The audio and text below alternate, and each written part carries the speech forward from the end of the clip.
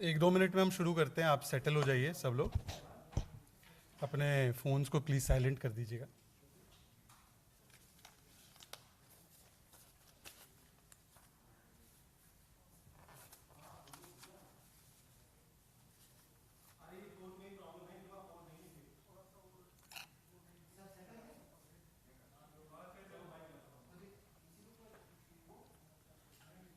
दो तीन मिनट में शुरू करते हैं बस।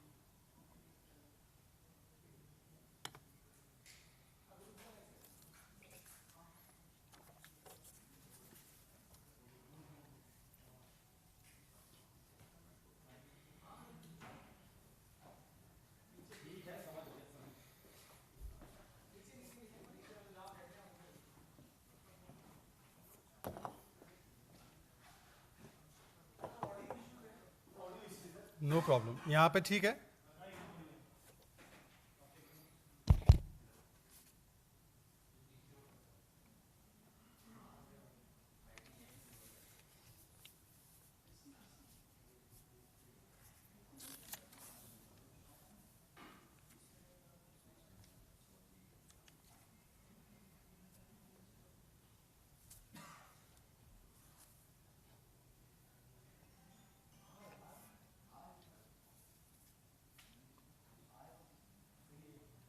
एक ऑडियो भी सुनाने वाला हूँ आप लोगों को।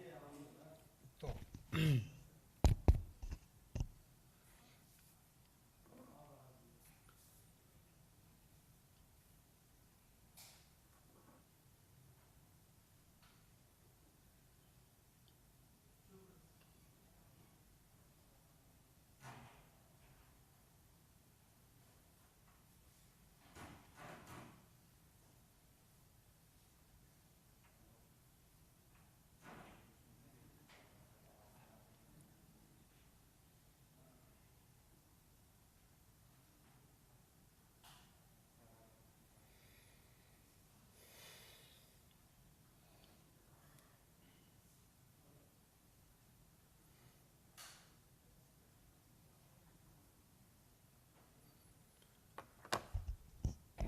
नमस्कार साथियों, आज के इस महत्वपूर्ण प्रेस वार्ता में आने के लिए आप सभी लोगों का धन्यवाद।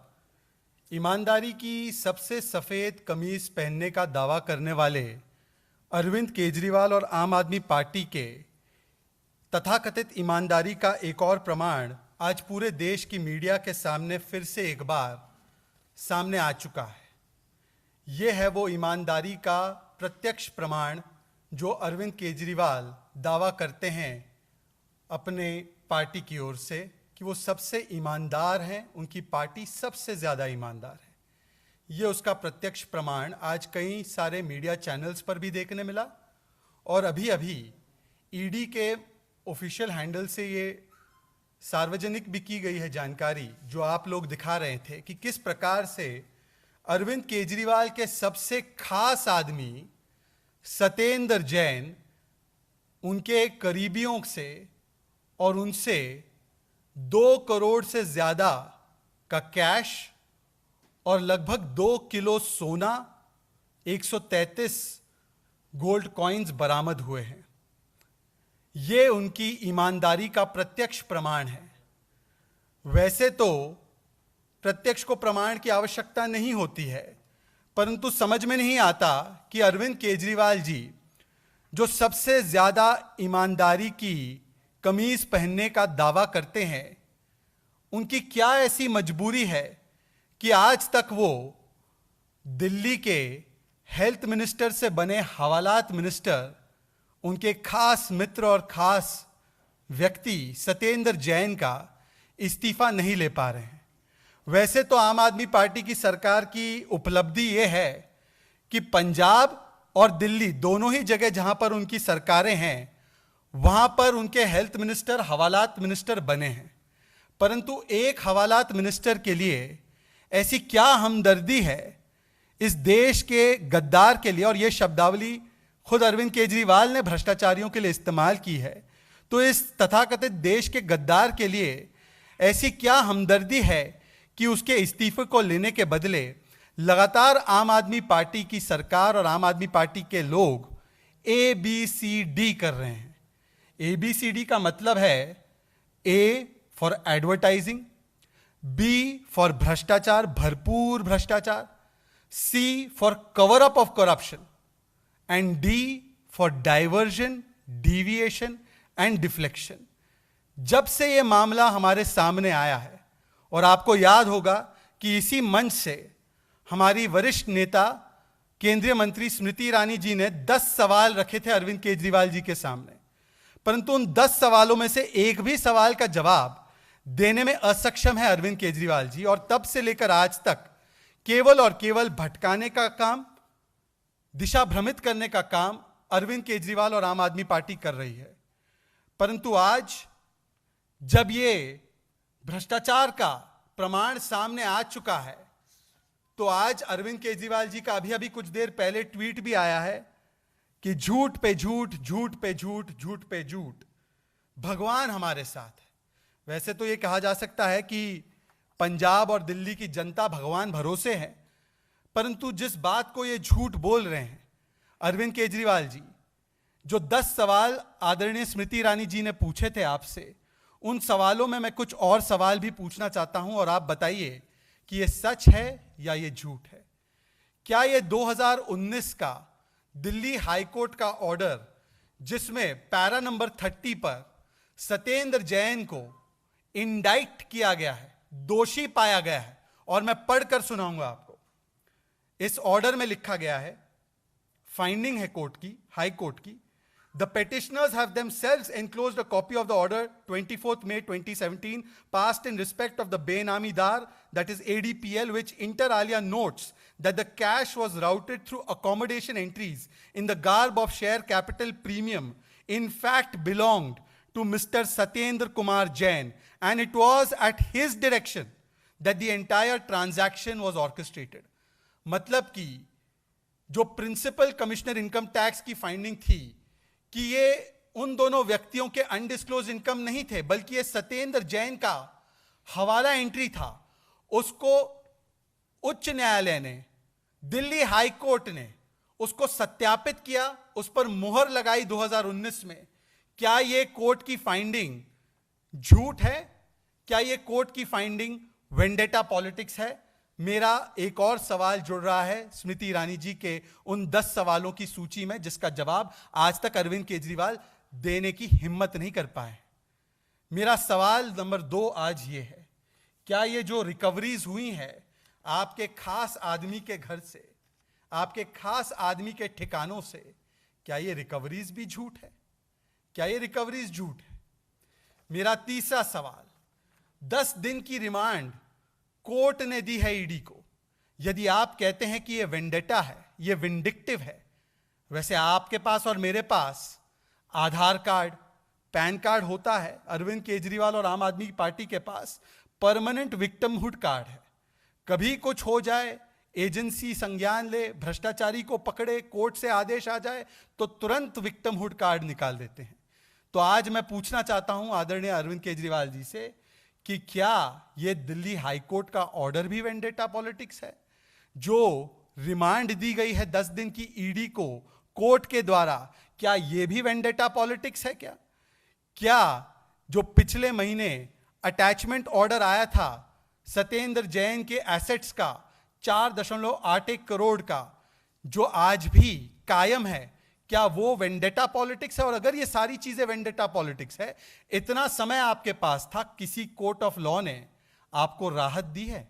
क्या आप किसी कोर्ट ऑफ लॉ में जाकर ये कह पाए कि ये जो भी कार्रवाई हो रही है, हम तो बड़े ईमानदार हैं जी, हमने तो कुछ नहीं किया जी, उल्टा ये हमें द्वेषपूर्ण कार्रवाई में फंसा रहे हैं?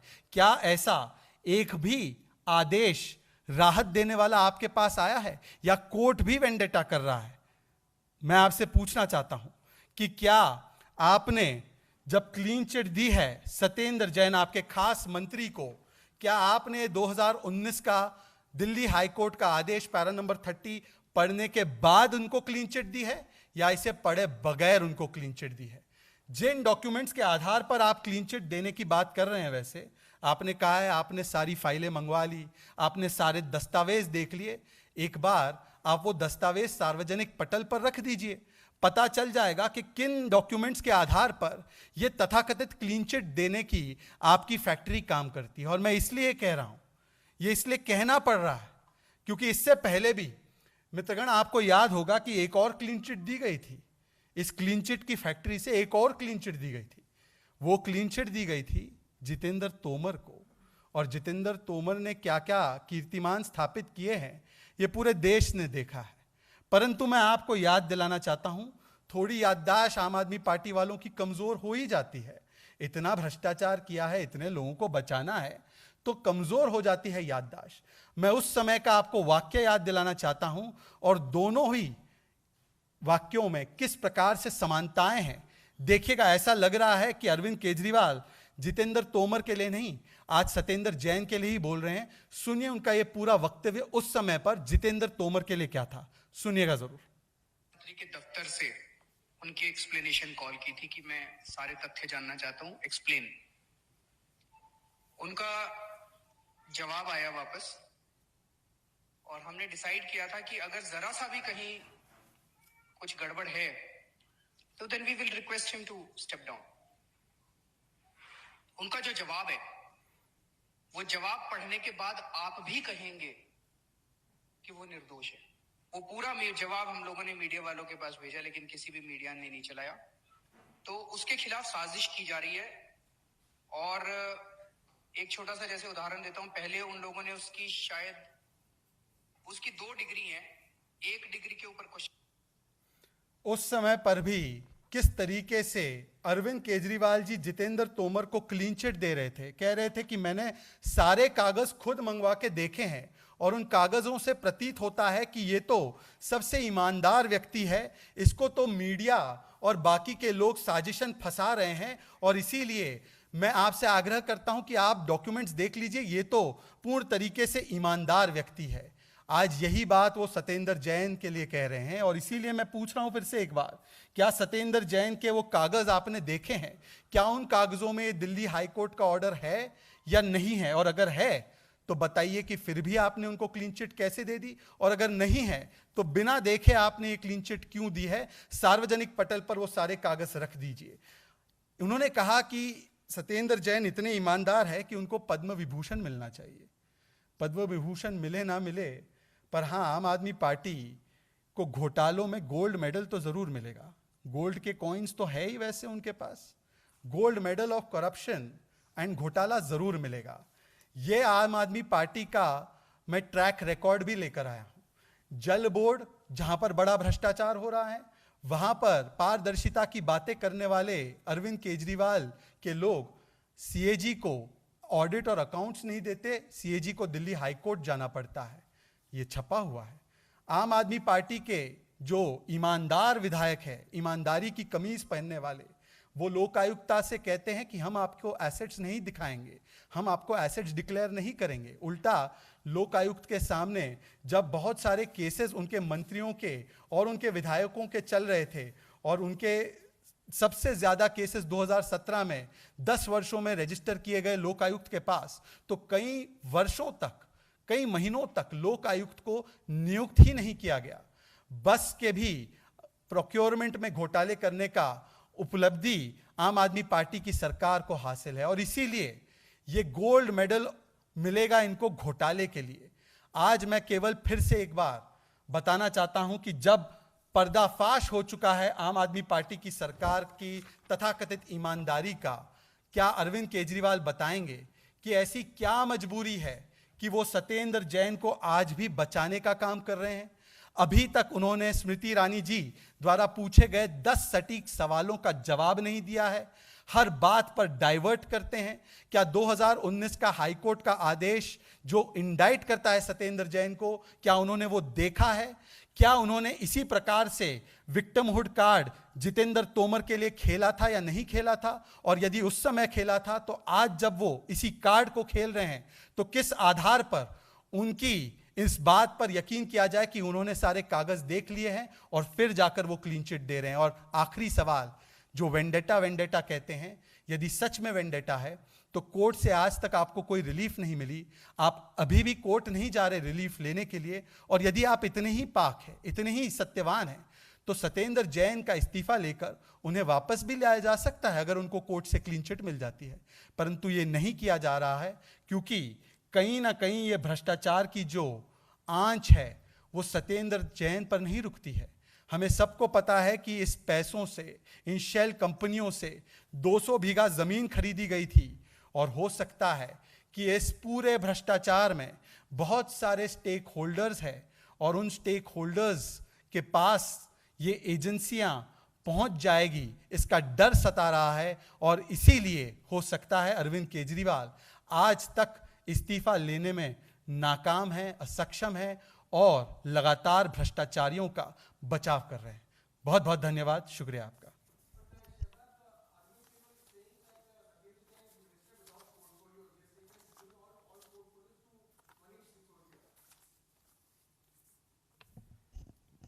हेल्थ मिनिस्टर पंजाब का तो इस्तीफा तुरंत ले लिया गया, वहां पर तो कोर्ट की फाइंडिंग भी नहीं थी, फिर भी उनका इस्तीफा ले लिया गया और उनको मंत्री पद से बाहर कर दिया गया।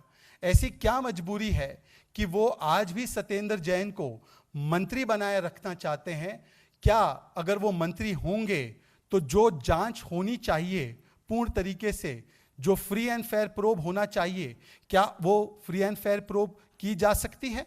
तो मैं समझता हूं कि यदि अरविंद केजरीवाल डरते नहीं हैं, उनको छिपाने की कोई बात नहीं है या उनकी कोई मजबूरी नहीं है, तो उन्हें तो सत्येंद्र जैन का इस्तीफा बहुत पहले ले लेना चाहिए था। और मैं फिर से पूछ रहा हूं, क्या उन्होंने 2019 के हाई कोर्ट के आदेश को देखा है या उसको देखने के बाद वो आंख मूंद कर इस भ्रष्टाचारी मंत्री को बचा रहे हैं?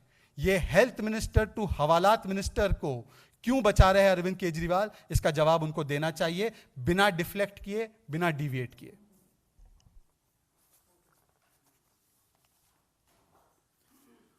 बहुत बहुत शुक्रिया।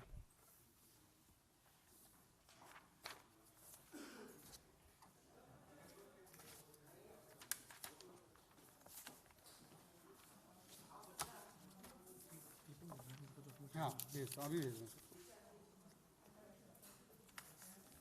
चलिए।